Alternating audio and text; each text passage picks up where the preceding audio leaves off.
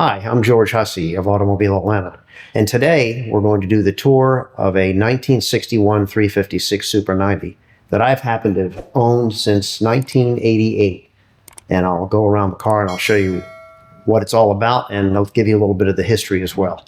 I bought this car in 1984 as a wreck. Somebody smashed the car at Road Atlanta, and they took it to our frame shop, and the frame guy said, "Oh, this is going to cost you way too much to fix."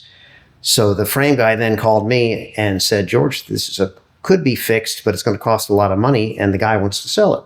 So the gentleman who's a member of the Porsche Club, Charlie Young, brought it by, and I bought it for $3,500 and proceeded to fix and fix and fix. The first thing I did was take it to the frame shop, and the second thing I did is I found a donor car. Back then, they weren't too expensive, in Florida, that looked like it had been sitting at the bottom of the ocean, but it had a perfect rear skin on it.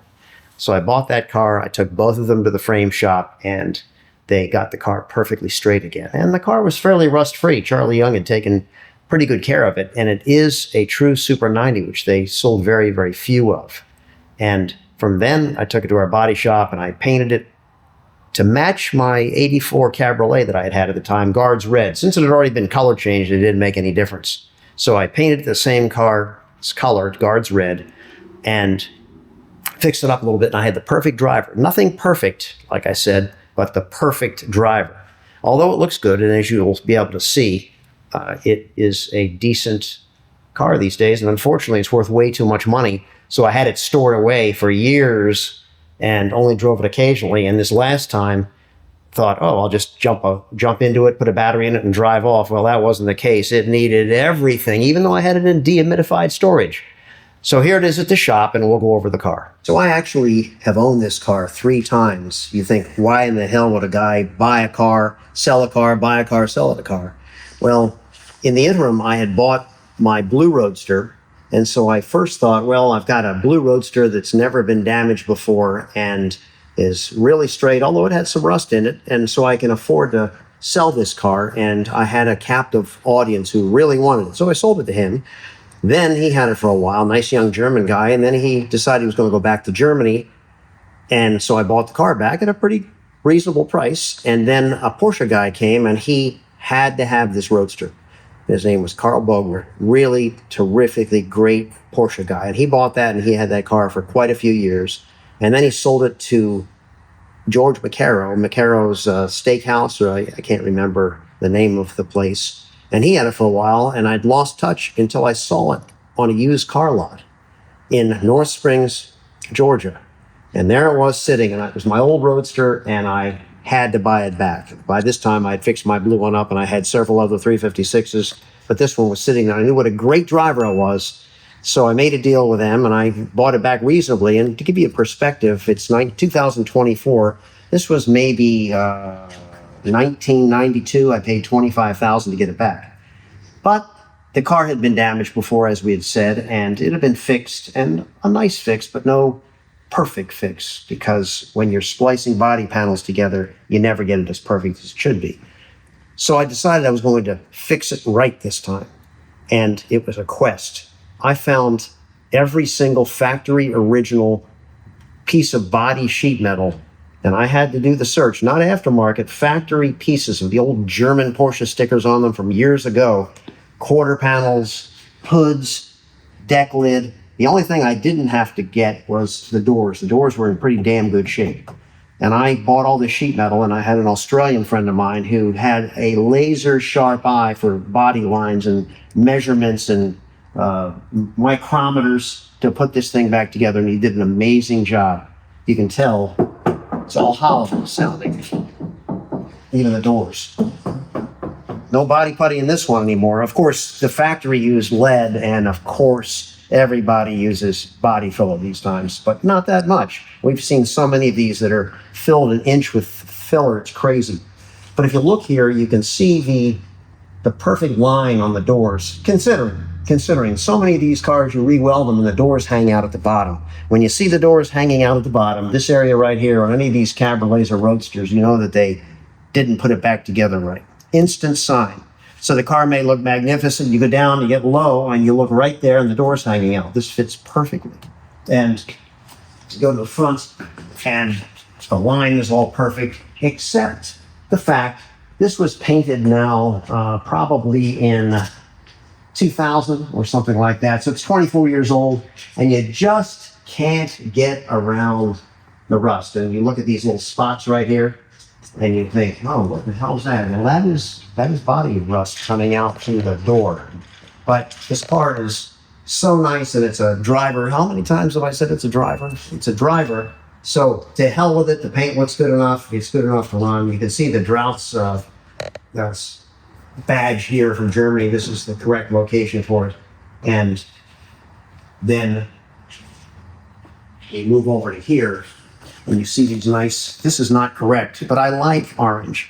You should maybe make the car your own, especially if it's a driver, and I made it my own. So I like these little orange beehive turn signal. One more thing I wanted to mention to all of you.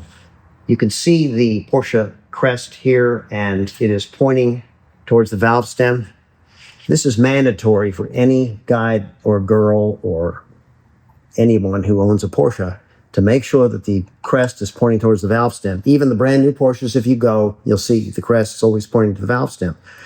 And I will never forget this, because I went to my first concours back in 1979, and I had my beautiful girlfriend Susan with me, and I was all proud of my 60 Cabriolet. It was silver, and I thought it looked really, really great. And the judges came over in their white coats, and the one guy looked at my car and said, oh, it looks all right to me. He was from New York, Long Island. And he kept looking, oh no, oh my God, look at this. He doesn't even have the Porsche crest pointed towards the valve stem. He looked at me, and I thought, oh my God, what did I do? Did I kill somebody? 10 points off, right in my face, 10 points off. And I'll never forget it. And my girlfriend, Susan, was there.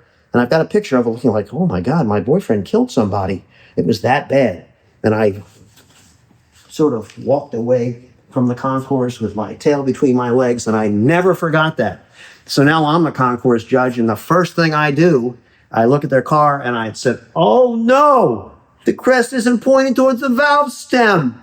10 points off, 10 points off. And I made sure, and they'll never forget it either. So now that we have the car down, we'll do a little tour of the engine compartment, the front trunk compartment, and the interior of the car, starting with the engine. We always here at Automobile Atlanta make sure the cars are well covered. So if you come in as a customer, believe me, we'll handle it with kid gloves, and you won't have a scratch or a smudge or anything on your car. But I'm going to take this off so I can see the engine compartment a little bit better.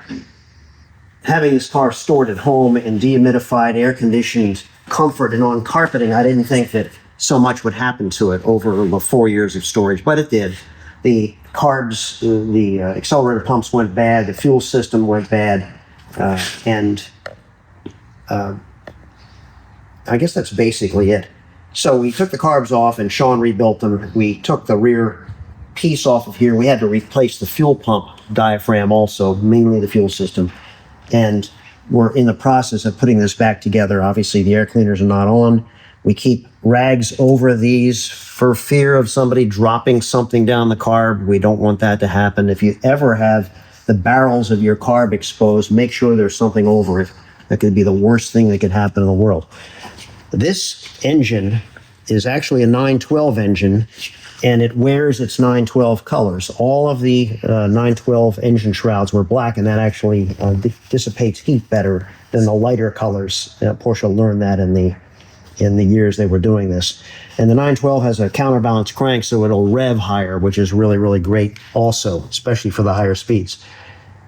This coil should be black. The Bosch should be upside down, but it's blue because they make the Bosch blue coil, and it sort of looks a little colorful in the engine compartment. If we wanted to be sticklers, we'd repaint this black, and if we wanted to be correct, we'd repaint this silver for Super 90. Since this has been 12 volt, we bought a 67 912 generator, which is still the small body. The one they make now is a large body. It won't fit. And then we have a 12 volt Bosch voltage regulator. The original one on this car was a rectangular black one. This also has a 356C oil canister. The one that's originally had was just a round one with a pop top on it, but this has the screw on top with OEL, of course, on it. The breather to the air cleaner is off. The fuel filter and the fuel pump, this is 912 style. The original one in this car, we call it the teapot dome, if you know what the teapot dome scandal is all about. But it has a little teapot dome on it. That was the original one, of course, no longer available. And these pumps actually, in my opinion, work better. And they don't have the bolt-on lines. They just have clamp-on. And again, you can see that the rear sheet metal is missing, but that'll go back in when we're finished. The deck lid to this car was mangled in the collision. So this is a different deck lid, and they're all serial numbered. So this has a different serial number on it than the car, and it's stamped the last 2 digits of the serial number. So you know, by looking at this, by looking at the doors, by looking at the hood, this last 2 digits should match the serial number. Then you know it's got the original parts on it.